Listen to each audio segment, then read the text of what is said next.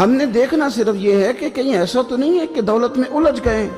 بہت سارے لوگوں نے یہ کہا تھا، ہم سنتے تھے جب کوئی آدمی جانے لگتا تھا نا پردیس پیسہ کمانے کے لیے، تو وہ کہا کرتا تھا کہ میں ملک سے باہر جا رہا ہوں، 2 4 5 سال لگا کے آؤں گا، واپس آ کے پھر یہاں میں نے کوئی کام کرنا ہے، تھوڑے سے پیسے کماؤں تاکہ یہاں نہ پھر میرا سلسلہ کوئی بن جائے۔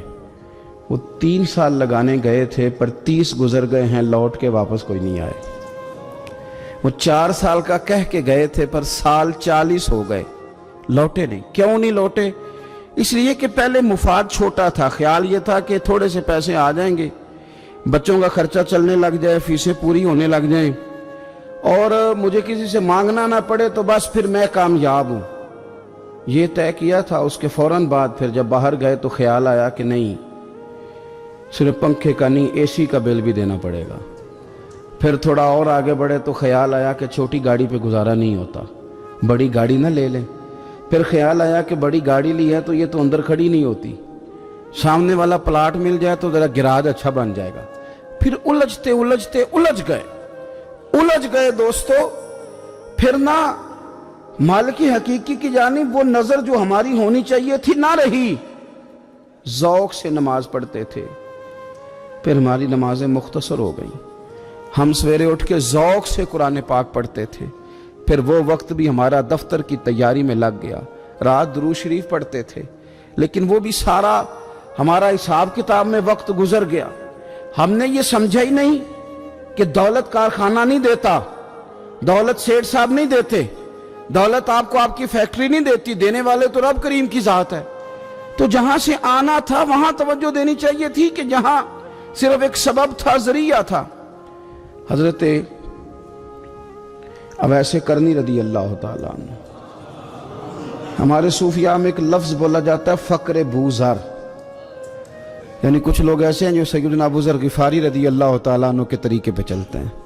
ایک لفظ بولا جاتا ہے فقر بوذر، کچھ لوگ فقر بوذر کے قائل تھے، اسی مزاج کے قائل تھے حضرت سیدنا اویس کرنی رضی اللہ تعالیٰ۔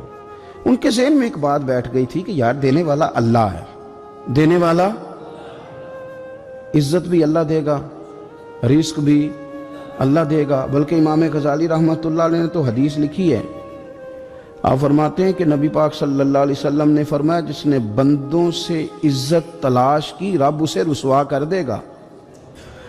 جو سیاست کر کے عزت حاصل کرنا چاہتا ہے، جو اس طرح کا ماحول بناتا ہے کہ میں کوئی ایسے کام کروں کہ لوگ میری واہ واہ کریں، لوگوں سے عزت کا حصول کرنے والے کو رسوا کر دیا جاتا ہے۔ عزت در اصل وہی ہے جو رب کریم عطا فرماتا ہے۔ میرے عزیز دوستو، آپ اپنی توجہ، دل کی توجہ، روح کی توجہ اپنے مالک کی جانب جب کر لیتے ہیں، غفلت کا پھندا اتار دیتے ہیں، اور ہر وقت غلبہ رکھنا پیسوں کا، ہر وقت اسی میں سوچنا، اسی میں محو ہو جانا، پھر آپ کا ذہنی نقصان ہوتا ہے۔ پھر آپ کی روح جو ہوتی ہے وہ بے چین رہنے لگتی ہے۔ پھر ایسے بھی غریب دیکھے جن کے پاس پیسے ہیں، پیسوں کے علاوہ کوئی شے بھی نہیں۔ پھر ایسے بھی تنگ دست دیکھے کہ جن کے پاس جائیدادیں بڑی ہیں پر ان کے پاس رات کو سکون سے سونے کے لیے وقت کوئی نہیں۔ عزیز بھائی، حضرت اویس کرنی رضی اللہ تعالیٰ عنہ کی ملاقات ہو گئی حضرت حرم بن حیان کے ساتھ، یہ بھی تابعی ہیں۔ تو حضرت حرم بن حیان رحمۃ اللہ علیہ کہتے ہیں یہ نا ہم تو خیر بڑی ساری باتیں سنتے ہیں تو نصیحت نہیں نہ حاصل کرتے، ویسے بھی یہ دور تقریریں کرنے، تقریریں سننے کا ہے۔ جو عمل کرنے والے لوگ تھے ان کا کیا طریقہ تھا کہ وہ 1 2 جملے کافی تھا، علم و بس کری ہو یار وہ ایک کوئی حرف تینوں درکار، جملہ ایک بھی تیرے لیے کافی ہے، لیکن شرط یہ ہے کہ تو عمل کا ارادہ رکھتا ہو، تیرا خیال ہو کہ عمل کرنا ہے۔ وہ لوگ نا مختصر سی باتیں کرتے، مختصر سی نصیحتیں کرتے، لیکن وہ عکس جلدی کرتے، اس میں سے اپنے لیے خیر جلدی تلاش کرتے۔ حضرت حرم بن حیان کی ملاقات ہوئی حضرت اویس کرنی رضی اللہ تعالیٰ عنہ کے ساتھ۔ تو حضرت حرم بن حیان کہتے ہیں میں نے عرض کی حضور میں کسی ملک میں جا کے رہنا چاہتا ہوں، کہیں سکونت اختیار کرنا چاہتا ہوں، یہاں سے ہجرت کرنا چاہتا ہوں، تو مجھے کوئی آپ مشورہ دیں میں کہاں جاؤں؟ تو فرماتے ہیں کہ میں نے جب یہ سوال کیا تو حضرت اویس کرنی نے مجھے اشارہ دیا، فرمانے لگے ملک شام چلا جا۔ کہتے میں نے اگلا سوال کیا حضور وہاں جا کے کاروبار کیا کروں گا، رہوں گا کیسے، کھاؤں گا کہاں سے؟ تو فرماتے ہیں حضرت ویسے کرنی نے رومال اٹھایا، کندھے پہ رکھا اور چلنے لگے۔ میں نے کہا حضور آپ نے سوال کا جواب ہی نہیں دیا۔ تو فرمانے لگے جس دل کو ابھی تک یہی یقین نہیں آیا کہ روزی کون دیتا ہے، اسے میں نصیحت کیا کروں؟ میں تجھے نصیحت کروں جسے آج تک یہی نہیں پتا کہ روزی کون دیتا ہے؟ تو ابھی تک اپنے دل کو پکا ہی نہیں کر پایا کہ روزی رب دیتا ہے؟ او خدا کے بندے کیا نصیحت کروں تجھے؟ تو ابھی تک یہاں اڑا ہوا ہے۔ تیرا جو توکل ہے وہ مضبوط ہونا چاہیے، تیرا بھروسہ اپنے رب کی ذات۔ تو غافل ہو گیا اللہ سے، تو نے اسباب پر بھروسہ سارا کرنا شروع کر دیا۔ اسباب اختیار کیے جاتے ہیں، بھروسہ رب کریم پہ کیا جاتا ہے۔ ہماری جو غفلت ہے نا، وہ بھلا کیوں ہوئی ہے؟ وہ اس لیے ہوئی ہے کہ پیسے کسی کو بھی برے نہیں لگتے، پتہ نہیں ان میں کیا کشش ہے۔ یہ نہ آپ کسی جگہ بھی ان کا نام لے لیتے ہیں، یہ کسی جگہ بھی آ جاتے ہیں تو یہ برے لگتے ہی نہیں۔ یہ جناب بڑی بڑی فقیری کا دعویٰ کرنے والے اور لوگوں کو طریقت اور تصوف کا درس دینے والے، ان کو بھی اچھے لگتے ہیں۔ یہ تو جناب جو لوگوں کو کہہ رہے ہیں فقیر ہو جاؤ فقیر ہو جاؤ، وہ خود امیر ہوتے جا رہے ہیں۔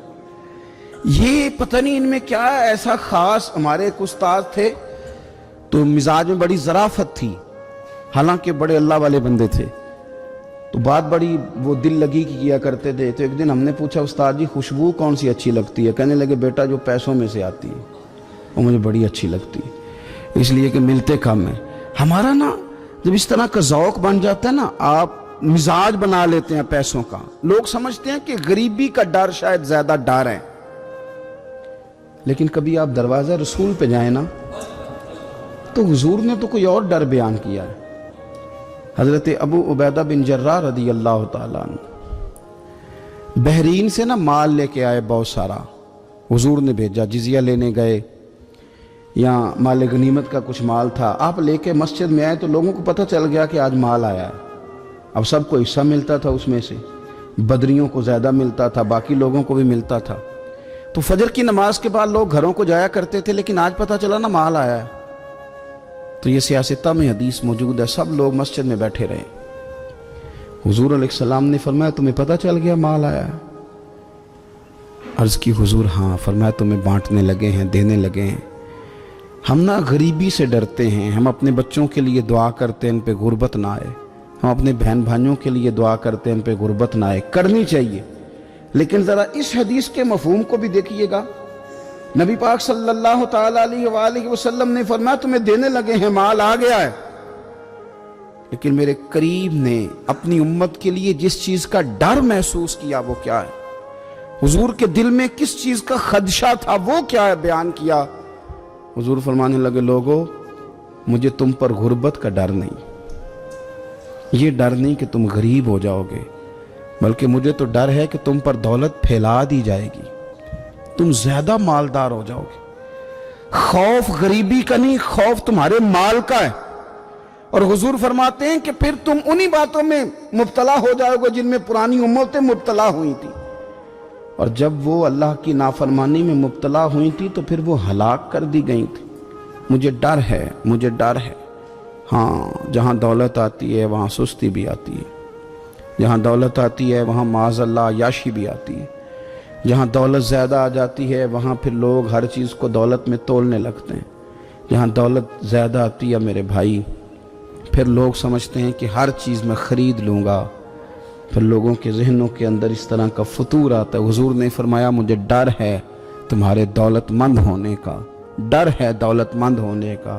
یارو اپنے پیسوں سے ڈرا کرو، اپنی جائیدادوں سے ڈرا کرو، اپنے مال سے ڈرا کرو۔ وہ ہم نے جو بڑے بڑے محلات تعمیر کرنے شروع کیے ان سے ڈرا کرو، اس لیے کہ حضور نے فرمایا مجھے ڈر ہے۔ حضرت ابو بکر صدیق رضی اللہ تعالیٰ عنہ تشریف فرما تھے۔ ہمارے نا بچے بہت زیادہ آسانی مانگتے ہیں۔ اقبال نے کہا لہو مجھ کو رلاتی ہے جوانوں کی تن آسانی۔ جب میں جوانوں کا مزاج دیکھتا ہوں نا کہ اتنے آرام پسند ہو گئے ہیں تو پھر میری آنکھوں سے لہو بہتا ہے۔ لہو مجھ کو رلاتی ہے جوانوں کی تن آسانی۔ ان کا وجود اتنا آسانی کا ماحول لینا چاہتا ہے، ذرا سی بھی کوئی تکلیف آپ دیکھ لیں، لائٹ بند ہو جائے تو مصیبت کھڑی ہو جاتی،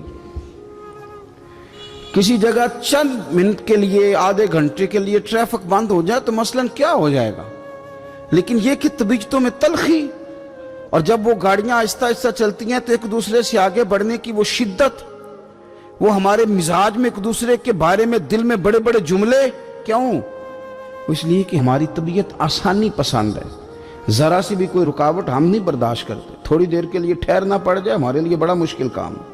آپ ہمیں ہماری مرضی کے خلاف کوئی بات کر دیں تو ہمیں بگڑا ہوا سمجھیں، ہماری طبیعت میں وہ آسانی ہے۔ یہ آسانیاں انسان کو پھر بڑے بڑے کام نہیں کرنے دیتی، پھر انسان کمزور پڑ جاتا ہے، پھر وہ کوئی کسی انقلابی تحریک کا کبھی حصہ نہیں بن سکتا۔ اگر وہ بڑی صلاحیت بھی رکھتا ہو تو وہ زندگی میں کوئی کارنامہ سر انجام نہیں دے پاتا، کیونکہ طبیعت میں آسانی آ گئی، اس کا مزاج ہی نہیں۔ جس بندے کو گرمی زیادہ لگتی ہے وہ کیسے آگے بڑھے گا؟ یہ سیٹھوں کے بیٹے، مالداروں کے بیٹے، پیروں کے بیٹے، بڑے بڑے جناب مشائخ کے صاحبزادگان، الا ماشاءاللہ، آگے نہ بڑھنے کی وجہ کیا ہے؟ صرف یہ ہے کہ طبیعت کا تقاضا یہ ہے کہ ایک آدمی نے رومال پکڑا ہے، دوسرے نے جوتا پکڑا ہے، تیسرا گاڑی کھول رہا ہے۔ جب آپ اس قدر زیادہ ان کو آسانیوں میں مبتلا کر دیتے ہیں، پھر ان کے لیے جہاد کرنا، میدان میں نکلنا ممکن نہیں رہتا، وہ عادی نہیں ہوتے۔ امام حسن اور امام حسین رضی اللہ تعالی عنہما نے جہاد اس لیے کر لیا تھا، بچپن میں ہی 7-8 سال کی عمر تھی تو ماں 3 دن روزے رکھوایا کرتی تھی، وہ 3 دن روزے رکھتے تھے، اور افطار کا وقت آتا تھا تو جو کچھ پکا ہوتا تھا وہ بھی اٹھا کے غریب اور مسکین کو دے دیا کرتے تھے۔ تو انہیں تو عادت تھی بچپن سے ہی، پھر اس لیے ایسا نہیں ہوتا کہ وہ کھانا نہیں پکا تو بچے نے موبائل توڑ دیا ہے، اس کی مرضی کا آج گھر کے اندر جو ہے وہ کھانے کا سامان موجود نہیں تھا تو اس نے ٹی وی توڑ دیا، اس طرح پھر نہیں ہوتا، پھر وہ گھر کا نقصان نہیں کرتا۔ ہمارے مزاج میں جو بے پناہ آسانی ہے، مرضی کا کھانا ہے، مرضی کا پہننا ہے۔ اب ہمارے کپڑے پرانے نہیں ہوتے، اب ڈیزائن بدل جاتا ہے۔ اب وہ کہاں چونکوں میں وہ لوگ بیٹھے ہیں جو جوتیاں گانٹھا کرتے تھے، اب کہاں وہ وقت گیا کہ جب توڑے میں ڈال کے سارے گھر کے جوتے لے جائے جاتے تھے اور ان کو گانٹھا جاتا تھا۔ شادی کا موقع اور خاندان کی شادی کا موقع، لیکن گھر کے سب لوگ جوتا پالش کروا کے ڈالتے تھے، نیا نہیں خریدتے تھے۔ اب تو جوتے پہننے کا موقع ہی نہیں آتا، اتنے جوتے پڑے ہوئے ہیں، کون سا چھوڑا جائے، کون سا پہنا جائے۔ یہ تن آسانی ہے، یہ غفلت میں مبتلا کر دیتی ہے، یہ غفلت میں۔ میرے رسول کریم صلی اللہ تعالی علیہ وسلم رات کو آرام کرنے کے لیے تشریف لے گئے تو حضرت بلال حبشی رضی اللہ تعالیٰ عنہ فرماتے ہیں کہ کسی صحابی نے نا آج موٹا گدا لا کے دیا، کہا حضور کی پشت اتھر پر نا میں موٹے بان کی چارپائی کے نشان دیکھتا ہوں، تو یہ گدا آج میرے کریم کے نیچے بچھاؤ، یہ بستر آرام دے۔ حضرت بلال کہتا ہے میرا بھی بڑے دنوں سے خیال تھا، میں نے وہ ڈبل کر کے نا بچھا دیا، حضور نے آرام کیا، میرے دل کو بڑی تسلی ہوئی۔ صبح محبوب تشریف لائے، فرمایا رات میرا بستر کس نے بچھایا تھا؟ عرض کی حضور میں نے بچھایا تھا۔ فرمایا اٹھا لو، آج کے بعد نہ بچھانا، مجھے تو نیند بڑی گہری آئی ہے، میرے کئی نفل رہ گئے۔ فرمایا میں تمہاری دنیا کے اندر آرام کرنے نہیں آیا، میں تو مسافر ہوں، اپنا وقت بتانے کے لیے آیا ہوں، تم نے یہ میرے لیے نیچے اتنا آرام دہ بستر کیوں بچھا دیا؟ حضور سید عالم صلی اللہ علیہ وسلم کے کمر پر موٹے بان کی چارپائی کے نشان دے کر حضرت عمر جیسا بندہ رو پڑا جو مزاجن سخت مزاج ہے، اور عرض کی حضور یہ آپ کی کیا کیفیت ہے؟ کیسر و کسرا اللہ کے دشمن اتنی آسانیوں میں اور آپ اس حال میں؟ حضور نے فرمایا عمر تم یہ پسند نہیں کرتے کہ دنیا میں تھوڑی سی مشکل برداشت کریں اور آخرت کی ساری عزتیں اللہ ہمیں ہی عطا فرمائے؟ فرمایا میں کوئی تمہاری دنیا سے کچھ حاصل کرنے نہیں آیا۔ میرے عزیز یہ نا تن آسانی سے تھوڑا بچیں۔ غفلت کی بنیادی وجہ یہ ہے ہم نے اپنی مرضی کا کھانا ہے، اپنی مرضی کا، یعنی بہت ساری چیزیں ایسے ہیں جن کو ہم ناپسند کرتے ہیں، حالانکہ سیدہ عائشہ صدیقہ رضی اللہ تعالیٰ عنہ فرماتی ہیں کھانا پک جاتا تھا، کریم نے کبھی نہیں فرمایا مجھے ناپسند، کبھی طبیعت نہ چاہتی تو چھوڑ دیتے تھے، لیکن کبھی ہم نے عیب نکالتے نہیں دیکھا۔ بھائی تن آسانی ہمیں غافل کر رہی ہے، ہم سوتے ہی اس بستر میں جو سویرے آنکھ کھلنے نہیں دیتا، ہم نے اوڑھ ہی وہ والے بستر لیے ہیں، ہم نے کمرے اس طرح بند کیے ہیں کہ وہاں تو ہوا مشکل سے آتی، تو آواز کسی کی کیسے آئے گی؟ دادا آوازیں دیتے رہے فجر کا وقت ہو گیا، والد کہتے رہے، مؤذن نے روز اذان پڑھی، پر چونکہ ہم نے کمرہ ہی بڑا آرام دہ بنایا تھا، ہم نے قریب کوئی چیز آنے ہی نہیں دی. یہ تھوڑے دن پہلے ہمارے شہر کا واقعہ ہے. ایک صاحب نے ضلع گجرانوالہ کے ایک گاؤں میں ایک صاحب نے کیا کیا ہے, انہوں نے کہا کہ جناب میں تمہیں روز منع کرتا ہوں کہ اذان پڑھا کرو, بعد میں نعت نہ پڑھا کرو. سونا ہوتا ہے, اذان ہو گئی ختم ہو گئی, تم ایک نعت بھی سناتے ہو. اسی بات پر اس شخص کو باہر بلایا اور گولی مار دی. بندہ مار دیا تو میری نیند میں خلل واقعہ کرتا ہے. تو وہ تو ابدی نیند سو گیا ہے, تو کیا آپ ساری عمر جاگتے رہیں گے؟ آپ کو بھی سونا ہے, آپ کو بھی جانا ہے, قبر میں پہنچنا ہے. یہ غافلوں والی جو زندگی ہے نا, یہ تباہ کر دیتی ہے, تباہ. اور بہت سارے لوگ ایسے ہیں پھر ان پر پکی مہریں لگ جاتی ہیں. پھر وہ جاگنا بھی چاہے تو آنکھ نہیں کھلتی, پھر اٹھنا بھی چاہیں تو بیداری نہیں ہوتی. اس لیے کہ سوتے کو جگانا آسان ہوتا ہے, جاگتے کو جگانا بڑا مشکل کام. حضرت ابو بکر صدیق رضی اللہ تعالیٰ عنہ امیر المومنین ہیں. آپ نے کبھی آسانیاں دیکھی ہیں گورنر کے گھر میں, وزیر اعلیٰ کے گھر میں, وزیروں کے گھروں میں کیا نظام ہے, کیا جناب دنیا ہی الگ ہے. کبھی سیٹھوں نوابوں کے ہاں آپ دیکھیں کس طرح کا جناب ان کا رہن سہن ہے, بالکل دنیا ہی اور ہے. حضرت ابو بکر صدیق امیر المومنین ہیں. پیاس لگی تو پانی مانگا, لوگوں نے شہد ملا کے پانی پیش کیا. پانی منہ کے قریب گیا تو جناب صدیق اکبر کے بغیر کسی اختیار کے چھم چھم آنسو بہے. اتنا روئے کہ لوگ کہتے ہمیں پتہ کوئی نہیں تھا بات کیا ہے, پر ابو بکر کا رونا دیکھ کے ہمارا بھی رونا نکل گیا. پتہ نہیں تھا ہوا کیا ہے, کس وجہ سے رو رہے ہیں یہ نہیں پتا تھا. ان کو روتے دیکھا تو ہم بھی رو پڑے. دیر تک وہ آہیں لیتے رہے, سسکیاں بھرتے رہے, آنسو بہاتے رہے, تڑپتے رہے, لوٹ پوٹ ہوتے رہے. عجیب کیفیت ہم نے دیکھی. بڑی دیر کے بعد وہ سنبھلے. عرض کی امیر المومنین ہمیں بھی بتلائیے, اتنے آنسو, اتنے آنسو.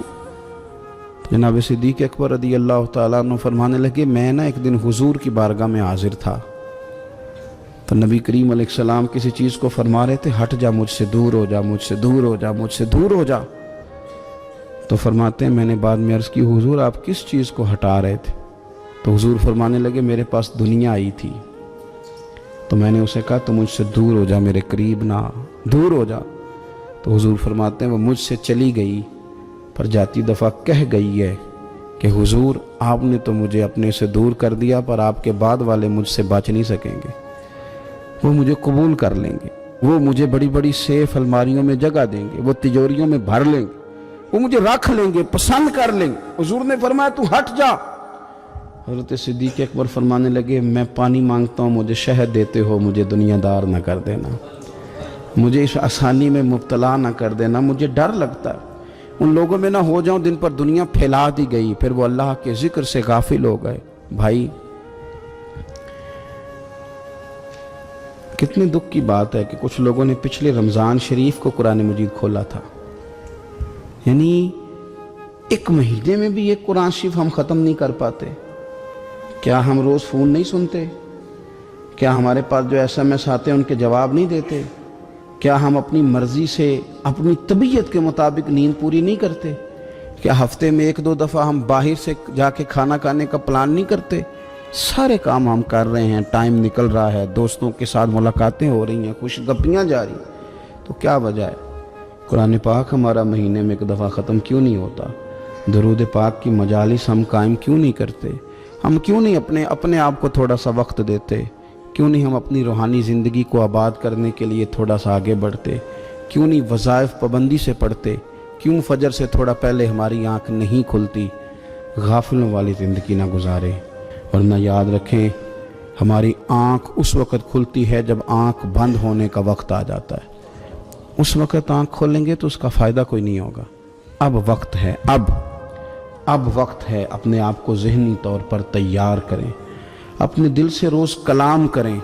جس طرح اپنے پیسوں کا روز حساب کرتے ہیں تو اپنے دینی معاملات کا بھی حساب کریں کہ کہاں کتنی چیزیں ایسی ہیں جو میں نے بلا وجہ چھوڑ دی. غافلوں والا وقت نہ گزاریں. ایک لمحہ جو زندگی میں غفلت میں گزرتا ہے نا, غفلت میں, وہ بڑا خوفناک ہو جاتا ہے. اور یہ بھی یاد رکھنا لمحے غافل ہوتے ہیں پر صدیوں کو سزا بھگتنی پڑتی. لمحوں نے خطا کی تھی, صدیوں نے سزا پائی.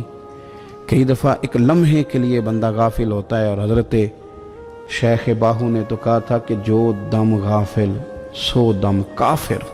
سانو تے مرشد ہو پڑھایا، ہمیں تو ہمارے بڑوں نے یہ بتایا کہ غافل نہ ہونا، جو غافل ہوتے ہیں وہ ایک دن کافر ہو جاتے ہیں۔ اپنے آپ کو تھوڑا سا لگائیں، تھوڑی سی ہمت کریں۔ اسلام تو ہمیں تازہ ہی بڑا کرتا ہے، کہتا ہے تیری آنکھ کھلی ہے نا تو ذرا وضو تو کر اٹھ کے، کیوں؟ تاکہ تیری غفلت ختم ہو۔ فجر کی نماز پڑھی تھی، ناشتہ کیا تھا، کام کار پہ گئے تھے، بس لگا تھا کام سے دل لگنے تو زور کی اذان ہو گئی، کہا تو واپس آ جا، غافل نہ ہو جانا، آ جا تھوڑی نماز پڑھ جا۔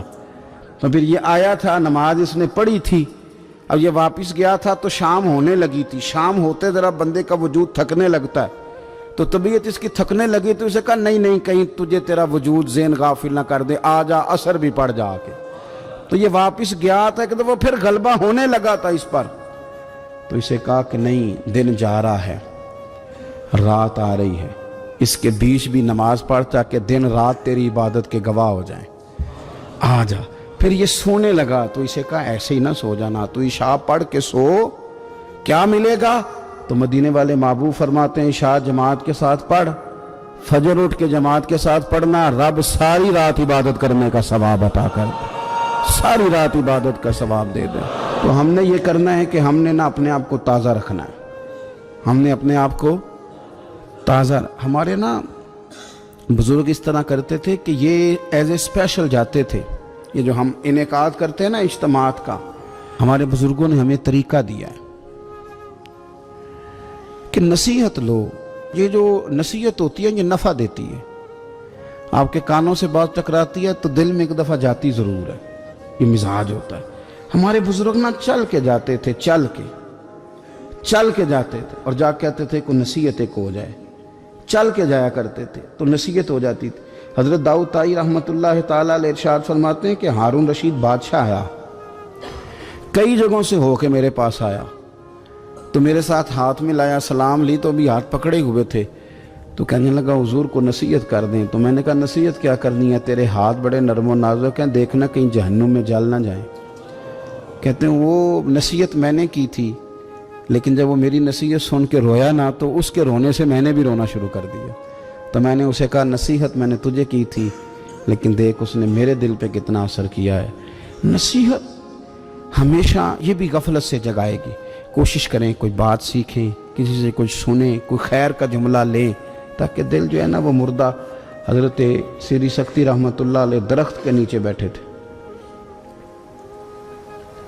تو درخت سے کہنے لگے کئی دن ہو گئے ہیں کوئی نصیحت نہیں کسی نے کی، تو چل تو ہی کر دے کوئی، میرا دل سخت ہو گیا ہے۔ تو اللہ نے درخت کو زبان دی، وہ بولنے لگا، کہنے لگا میری طرح کے بن جائیں، خود دھوپ میں جلتا ہوں، لوگوں کو چھاؤں دیتا ہوں، لوگ روڑے مارتے ہیں اور میں انہیں پھل دیتا ہوں۔ تو حضرت فرمانے لگے تیری بات نے میرے اوپر بڑا اثر کیا، ایک سوال نہ پوچھ لوں؟ کہنے لگا پوچھ لیں۔ تو فرمانے لگے تو اتنا ہی اچھا ہے تو تیرا انجام کیوں نہیں اچھا؟ جب تو خشک ہو جاتا ہے تجھے جلا ہی دیا جاتا ہے۔ اصل تو یہ نا کہ انجام بندے کا ٹھیک ہو، آخرت اس کا انجام ٹھیک ہو، تجھے جلا دیا جاتا ہے۔ تو کہتے ہیں درخت کہنے لگا حضور آپ نے تو مجھے کہا تھا نصیحت کرنے کا، اب آپ نے مجھے شروع کر دی ہے، اور میری نبض پہ آپ نے ہاتھ رکھ لیا ہے، بڑا اچھا کیا مجھے آپ نصیحت کر رہے ہیں۔ کہنے لگا حضور میرے اندر بڑی خوبیاں ہیں پر ایک خامی ہے، جس وجہ سے میرا انجام ٹھیک نہیں ہوتا، میرے پاس استقامت کوئی نہیں، جدھر کی ہوا ہوتی ہے میں بھی ادھر کا ہی ہو جاتا ہوں۔ اگر کہیں استقامت ہوتی تو پھر میرا یہ انجام نہ ہوتا۔ استقامت اختیار کریں زندگی کے اندر، استقامت جو ہے وہ انسان کا انجام ٹھیک کرتی۔ اللہ کے حضور دعا ہے مالک کریم ہماری حاضری کو قبول فرمائے، ہمارے حال پہ رحم فرمائے۔